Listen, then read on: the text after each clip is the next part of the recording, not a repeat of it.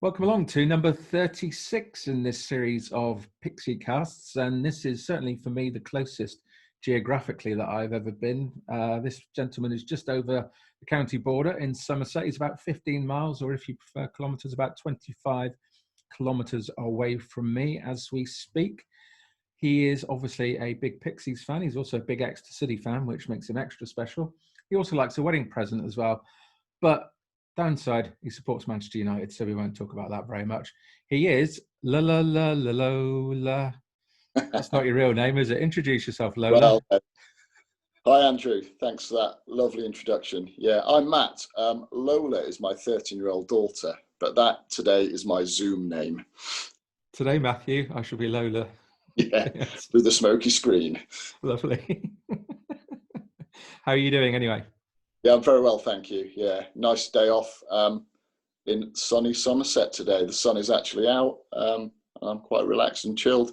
Kids are at school. My wife's at work. So, yeah, great to be able to do this. So what do you tend to do on your days off then? Does your wife give you plenty of jobs to do and things around the house? So obviously immediately get the kids out the door. 2 of them go on a bus, so that's fine. But 1 I have to take to a primary school. So school run, come home, tidy up, the usual housekeeping stuff. And then the time is mine until I pick up again from school. So generally listening to music, a bit of Facebooking, some reading now and again. Cool. The intellectual kind or the trash kind, I don't mind either. But not Somerset born and bred though, are you? No, I'm not. No. I'm here by choice, I guess. So yeah, Yorkshire born and bred. Well, bred up till 1985 when I was 10 years old, and my parents decided to have a better life for me and moved down south. So your parents are down this way as well then? So sadly my dad passed away when I was 18, but we stayed here. Mum's still here. She lives in Honiton, which is very much just over the border. In the fine county of Devon. Fine county of Devon. So yeah, I was an adopted Devonian for a while, mainly most of my life. Then I went to the Midlands to do my nurse training, and then came back to Somerset. Not quite back to Devon, but back to Somerset. And so you've just given away your profession. You're a nurse working in the local hospital in Taunton. Yes. So yeah, I work at Musgrove Park Hospital. I'm a charge nurse for critical care outreach team at the moment. And you've really been in the thick of it, haven't you, with coronavirus? Yeah. I mean, aside the coronavirus, I think we were quite lucky in the southwest. We did get away with it compared to a lot of the bigger cities and bigger sort of metropolitan areas. So yeah, as I'm an intensive care trained nurse, I went back to ICU for those big 3-4 months where the pandemic was. Mm-hmm. And still ongoing, but maybe a little bit more relaxed at the moment, although going in the wrong direction again, unfortunately. Yeah, I hear, but I heard something today about it's being controlled, but you don't know who to believe, do you? No, or what to believe. So from Bradford to Devon, that must have been a bit of a culture shock at the age of, what you said you were 18? I was 10, yeah. 10. Oh, okay, yeah. Yeah, I was a young boy. Do you know what? Like the year before, we came to Dawlish Warren for holiday. And I thought, well, if this is what Devon's like, I'm having some of that. Okay. And it was lovely, and it was okay. I was fine with it. We moved from a big city to a small town. Nice people. I just got on with it. My brother, who's slightly older, absolutely hated it. Right. Used to call it Benny Hill Country, which I'm not sure of the reference. A bit harsh. Yeah, very, very harsh. But it's the best decision that my parents made, coming down here. And is your brother still down here, or did he? He lives in Bristol, Oh, okay. Yeah, not too far away. Yeah. Too far away, yeah. Oh, cool. And so obviously you're enjoying life down south. Yeah, definitely. Yeah. I wouldn't. I mean, I'd move anywhere, but my wife's a Devonian as well, and I think she'd struggle with a northern lifestyle. You've got excellent taste, haven't you? Apart from one of your football teams. So yeah, Exeter City, we'll just very briefly talk about Exeter City because it's certainly a passion of mine, as you know, and a bit of a passion of yours. Yeah, definitely. Good old city. Because you could have Yeah, chosen Yeovil, I suppose, couldn't you? could have. Yeah. Yeah. It was by another thing that, you just step into the world of football, and this was a different thing. We went to watch our local team, which was Exeter City. I think they were playing Bournemouth in the League Cup. It was live football. We went, and I was hooked after. Loved it ever since. Good And man. do you know what? The football's not always that great. The crowd's a bit disgruntled, but it was a place for me and my mates to go, have a beer, watch football. And you take your lad along as well, don't you? When I you do, yeah, when you get a chance to go. Yeah. Yeah. Did until the corona decided to descend. Yes. Yeah. So hopefully we'll get back there one day. Definitely. Yeah. Love it. So Pixies then. Yes. Tell me all about Pixies and where it all began for you. So for me, it was with Frank Black. In fact, Okay. it was Teenager of the Year. I'd known about Pixies. I had the odd single. I had a Digging Fire on tape. Mm-hmm. Few people I knew liked them, so wasn't unknown to me. But I was into sort of Nirvana, grunge, that sort of thing. Probably all about image, the clothes, the hair, and all that. And a friend of mine, a bit older than me, said, "Oh, try some of this." And he was into Husker Du, Perubu, Pixies, and he sort of taught me that actually music's not about fashion. Yeah. Listen to some of this, because out of the bands I've mentioned, none of them were fashionable. It was they didn't have to be cool to play good music. So two big bands, he got me into Sugar, which is Bob Mould, and Frank Black, and it was Teenager of the Year. I think it was about 94. Absolutely loved that album. Unbelievable album. To this, well, yeah. But then obviously I backtracked to Pixie stuff. Fire, obviously his first solo album. Yeah. Okay. So you had a good back catalogue to go back to then and indulge yourself in. Yes, definitely. Yeah. It's quite exciting going back all the way, listen to the big four albums, and then obviously going on from there into the Catholic stuff. Yeah. Was well into at the time. Cool. So of the Pixies back catalogue then, what's your favourite album? Is it one pre-breakup or after the breakup? Or after the reformation? Yeah, it's definitely pre-breakup. Okay. Doolittle. Good man. Yeah, absolute favourite. Incredible album from start to finish. Yeah. And favourite track? It doesn't have to be from Doolittle. Yeah, it would be Hey, I'd say. Okay. Just absolutely amazing, and just feel the rhythm and get in there. Yeah. I don't know that anyone's actually chosen Hey. Haven't they? Yeah. Just having a look at my spreadsheet. No, you're the first one. Surprisingly. Good. It is a surprise. Yeah, that is a surprise. Actually, but that's a good shout. I shall put that straight into my spreadsheet. There we go. It's in there. You can't change your mind now. So Doolittle's a favourite album, and Hey is your favourite track. Okay. And so going back then, because you're the first person that I've spoken to who's sort of gone in via Frank Black and then gone backwards that sort of far. Obviously my age, Andrew. I know you're only a youngster. Behave yourself or I'll start calling you Lola again. Yeah, that's fine. I know you're only a youngster. So did you, it's funny because a lot of people see that progression from Pixies as they went through, and then they could see the continuation in some of the music of Frank Black. Some people say, oh yeah, it was a continuation, and then others said, I was hoping for more sort of Pixie style and that. So how did you feel sort of going backwards, if you like? Could you see where Frank Black had got to, if you see what I mean, but going backwards?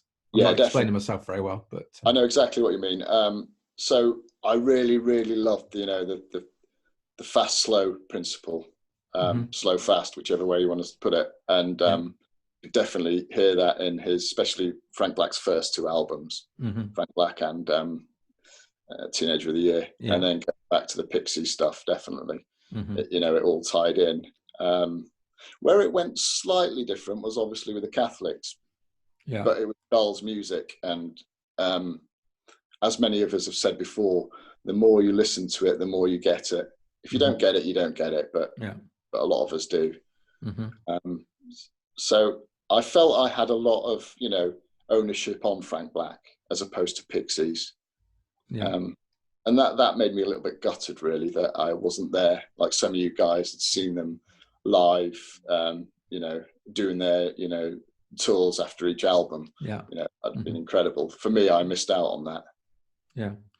So when did you first see them live then? So first time was Head Carrier tour. Okay. Yeah. And so you what was that? proudly got your Head Carrier T-shirt on there, I see. I have, yeah. Yeah. Did I? Yeah. Excellent. So yeah, that was a really defining moment for me in terms of getting really back into them. Loved the album, loved the tour. And then everything Pixies afterwards. Where was that you saw them on the Head Carrier That tour? was in Cardiff. Okay. Not too far, I suppose, from here. But, no, yeah, it was as local as I guess Plymouth was for the for the recent tour. Oh, of course, because you came down to that as well, didn't you? Did, yeah. I'd forgotten about that. Yeah. I remember that you were. And in between, went to London for the what was it? For the reunion? Not the reunion, the anniversary for Come On Pilgrim. Surfer Rosa, Come On Pilgrim. Yeah. Okay. What night were you there? Do you remember? I was there for Halloween, which I think was a Wednesday night. I was sort of there in the middle, but weekend. Okay. Saturday, And you took your wife, I think, didn't you? Is that my right? wife. Yeah, we had a day out in London. Did she come along? Did she come along with you to the gig as well? Was she a Pixies fan? She did. She did come to the gig. She's been to a few gigs with me in my time. No, she's not a big Pixies fan. Right. Too noisy for her. Okay, but she came with you to the gig anyway. So she did. Yeah. And just stood at the back. The back, yeah. Out of trouble. Out of trouble, yeah. Well, I moshed and twisted my ankles. Oh, did you? Not as bad as Dean, who pretty much got knocked out by a flailing elbow. Did he? Yeah, at one of those gigs that week in London. Yeah. Oh, in London. At the Roundhouse. Yeah. That was the night I was there actually. Yeah. I remember him telling me at the end of it, he had to sort of go outside and sort of give his head a bit of a wobble, I think, because he got a flailing elbow.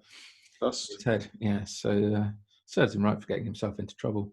Well, it does. Up with the youngsters moshing. What's that about? I know, absolutely. Yeah. So, especially at his age, he ought to know better by now.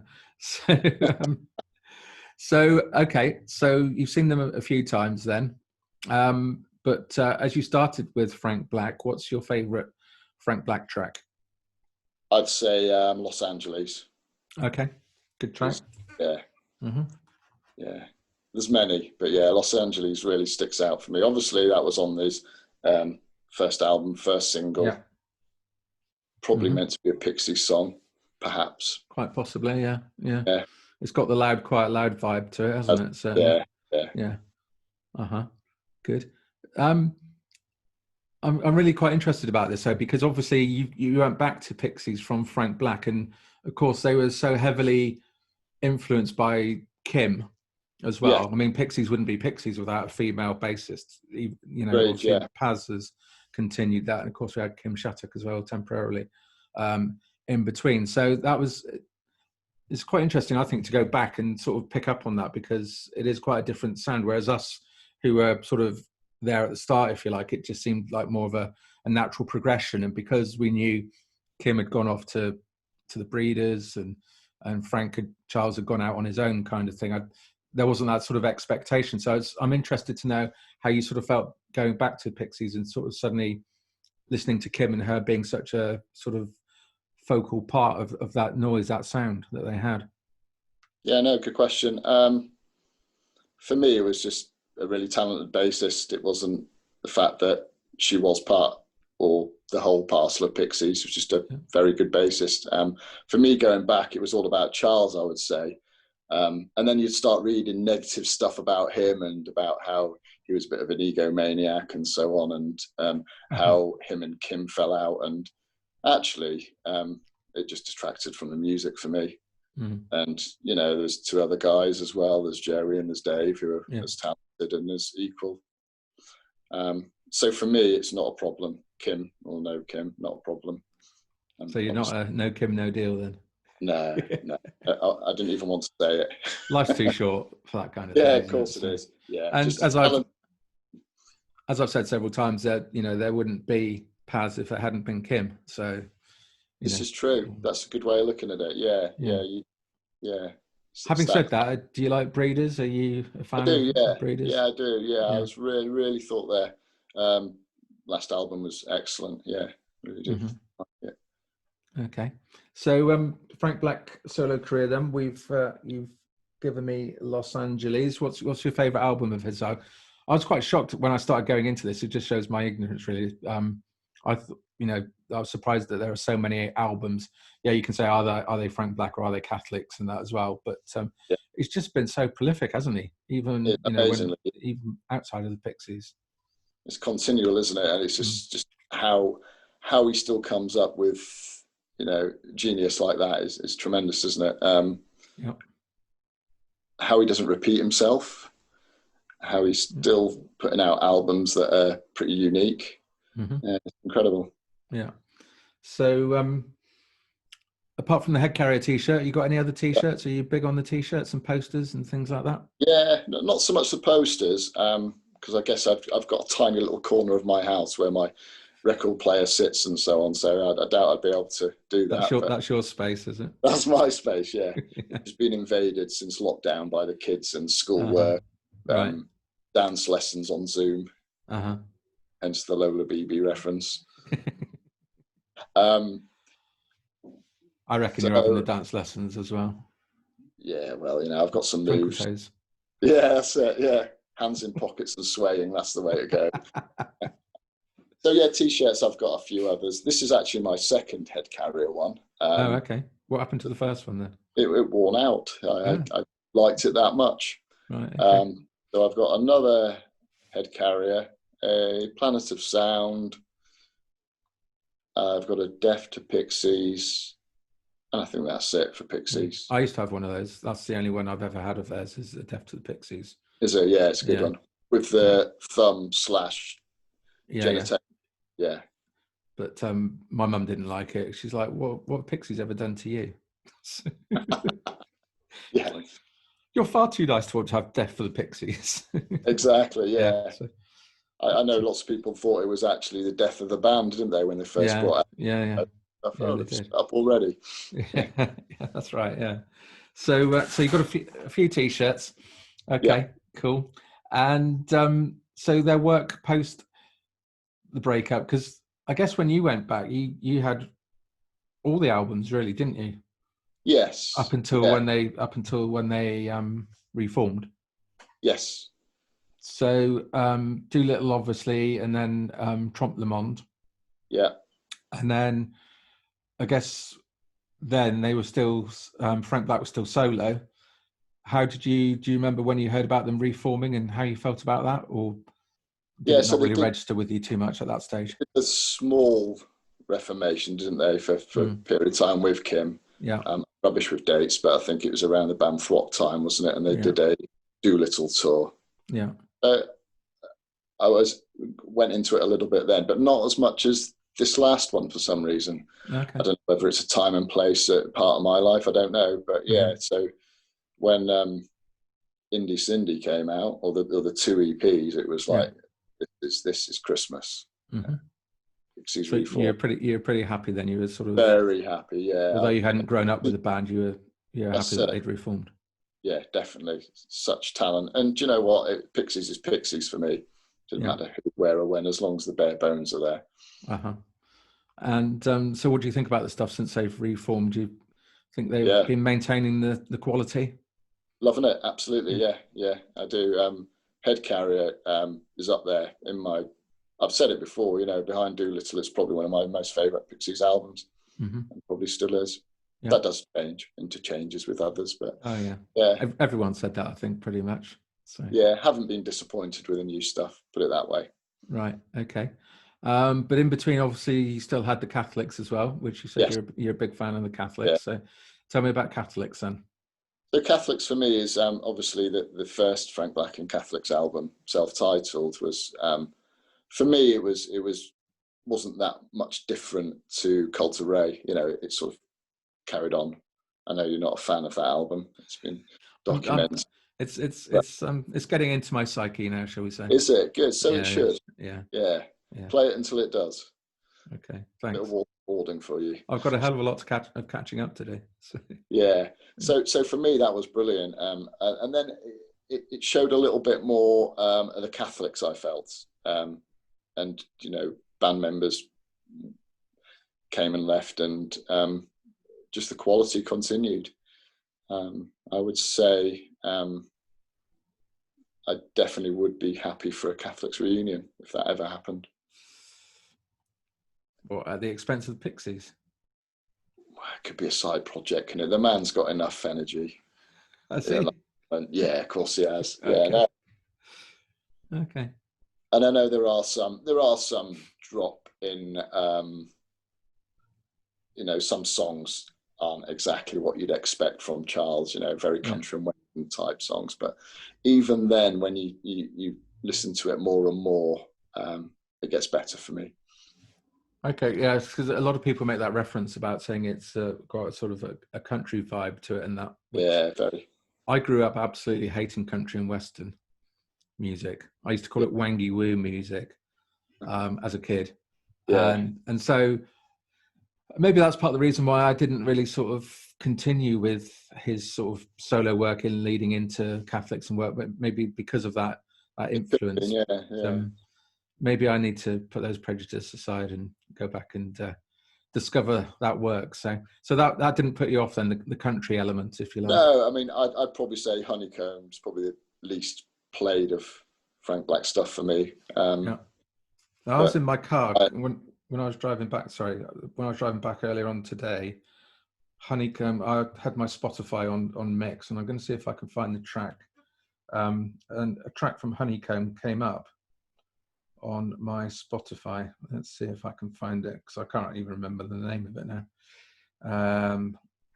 This is terrible. So Selkie Bride. Yes. Selkie Bride. That was it. I'd never heard it before. First time I'd heard it.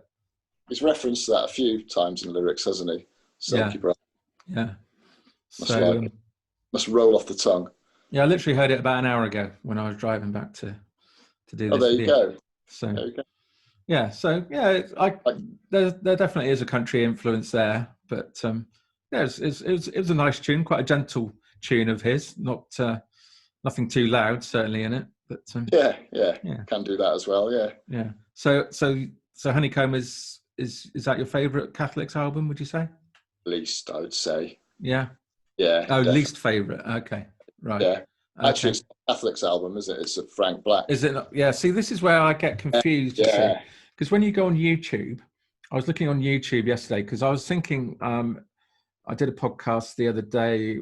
I can say it's because by the time this one goes out, it will have gone out anyway with the Planet of Sound Boys. So Kimber, Hector, and Dusty. And I was telling them about when I saw Frank Black, as I thought it was, just under his own name at the Reading Festival, which was '94. Yes. But then when I found it through some searching on YouTube, it said Frank Black and the Catholics, because I think the lineup there was pretty much the same lineup as became the Catholics. So okay. I'm never sort of sure where he went from Frank Black, Black Francis to Frank Black and the Catholics. So there's never, the chronology of it seems a bit sort of blurred to me. Yeah, my understanding is, and I might be wrong, is that it was on the Cult of Ray where the band members of the Catholics played with Frank Black. Right. And then prior to that, he'd used his own band, plus Joey did quite a lot of solo albums. But so you think Cult of Ray is then first? Yeah, that's Catholics. I will run this past Kimball. Kimball, who is the fount of all knowledge. He's the man. And maybe Sean or other people on the group will certainly have something to say, no doubt. So you've nailed your colours to the mast now. Oops. The Reading '94, that was. I'm terrible with dates, but I think I was there. Frank Black, okay. Yeah, '94. It could have had the band there behind him, but everybody probably wouldn't know so much, would they? No, certainly not. So You're about the big man himself. yeah, but there's a bit of a confusion to me as to where Frank Black ended and the Catholic started. So yes. but anyway, so I'm not quite sure where we got to on that. But so Catholics. Did you give me a favourite track? You haven't given me a favourite track yet. Oh, I don't think I did. No. No. Couple of songs really stick out for me. All My Ghosts. Yeah, that's a popular one. Yeah. I might get the title wrong, but I Will Run After You. I Will Run After You. Really nice song. By the way, Los Angeles, that's the first time that one's been chosen as well. Oh, is it? Yeah. So you're a man of firsts today. Oh, good. And I Will Run After You, I don't recognise either. So I think it's off Black Letter Days. Okay. And that's a first as well. Yeah. It's a nice song. It's not shouty, grungy. It's just a nice melodic song. You're doing very well with the originality anyway. 3 tracks and they're all first time they've been chosen today. So, yeah. So, okay. But obviously, as you've already said, delighted that the band got back together, Pixies, that is. And Beneath the Eyrie, obviously you and I saw them at Plymouth. How did you feel about Beneath the Eyrie? Fantastic. Yeah, I loved it. Enjoyed the build-up as well with the podcasts and, the Everyone's got a podcast these days. Oh, I know. 2 a penny. So passe. Yeah, but you have to be good at doing it, Andrew, and that you are. So keep up the good work. I wasn't looking for a compliment, but bless you. Thank you. No, I know you weren't. But you do deserve it. So yeah, Beneath the Eyrie, yeah, fantastic. I still haven't finished with it, so I'm still listening and listening, which is good. And I know new material's coming out, so I better crack on and be ready to move. Have you heard the new single yet? Yes, I have. Yeah. Okay. Thoughts on that? Good. Yeah, very good. Yeah, I do like it. Paz on lead vocals. So Paz on lead vocals. That's the elephant in the room, isn't it? Yeah, she does it really well. Okay. Why not? Okay. Why is it an elephant in the room then? Well, I guess because Pixies is Charles, isn't it? And he sings most of it, and the female used to be the melodies and the backing. And I know she's done 1 or 2 songs, and why not? I know it's controversial, but I actually really like Bam Thwok, and it reminds me a little bit of that. Okay. Yeah. Yeah, I mean, I think Bam Thwok is fine for what it is. If you know the story as to why they wrote it, and the audience that it was intended for, I think it's a fine song. So I don't think the new single is particularly in that sort of genre, but I understand what you're saying. I used to have a mate. He's grown out of it now. This is when we first got into Pixies, and that he never liked any. And this wasn't a misogynist thing, but he never liked any bands that had female singers because he liked to imagine that he could sing. He could be the lead singer of the band of the music that he liked. So he used to sort of struggle, I think, with female singers. But he's grown out of it now. He's fine about it. Yeah, maturity's seen away with absolutely. That. Yeah, that's definitely I'd say it's more about not being the main singer, not the gender. Yeah.